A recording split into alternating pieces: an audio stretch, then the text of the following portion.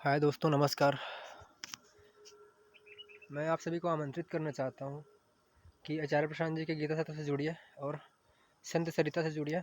आपको जीवन में जो चाहिए, आप जिसके लिए पैदा हुए हो, वो आपको मिलेगा, ऐसा कोई गारंटी नहीं है। पर आप उस राह पे तो चलोगे जहाँ पे 99% लोग नहीं जाते हैं। केवल करोड़ों में कोई एक बिरला होता है जो उस रास्तों पे चलता है।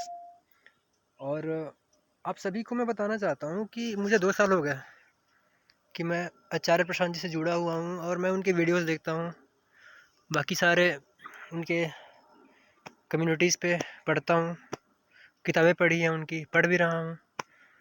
मुझे इन सब से एक तो बात पता चलती है कि आपको जो चाहिए, आपका जो लक्ष्य है, आप जो पैदा हुए हो दुनिया में, तो किस लिए पैदा हुए हो, तो वो कारण आपको इस राह पे ले जाती है। और वो कारण पूरा हो जाए ऐसा तो मैं नहीं बोलता, पर एटलीस्ट आप जो भेड़ चल रहे हैं, जो सूअर चल रहे हैं, जो आम जनता है, तो 99% जो आम जनता है वो भेड़ चाल जो है उनको नहीं पता इनके बारे में, क्योंकि वो जानना नहीं चाहते। भाई वो अपने संसार के जीवन में खुश है।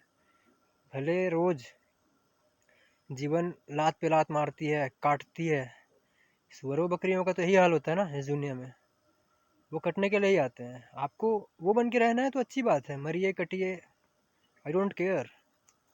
पर यदि आपको सच में जीवन का अर्थ समझना है, जानना है, मर्म है कि हाँ भाई एक जीवन है, पैदा हो गए हैं तो ऐसे नहीं मर जाना है, कुछ जान के समझ के जीवन को जीना है और सार्थक उद्देश्य पूरा करके इस दुनिया में हंसते हंसते जीना है। ये हमारा लक्ष्य होना चाहिए दोस्तों।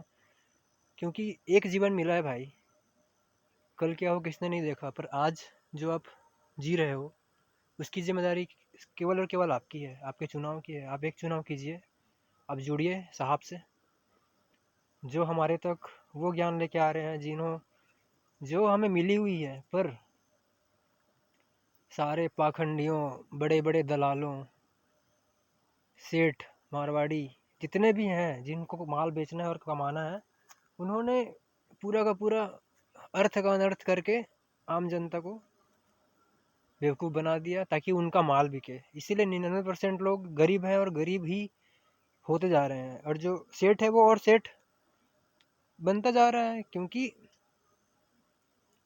ग्रंथ का अर्थ का अनर्थ, ज्ञान का अर्थ का अनर्थ उन्होंने किया है।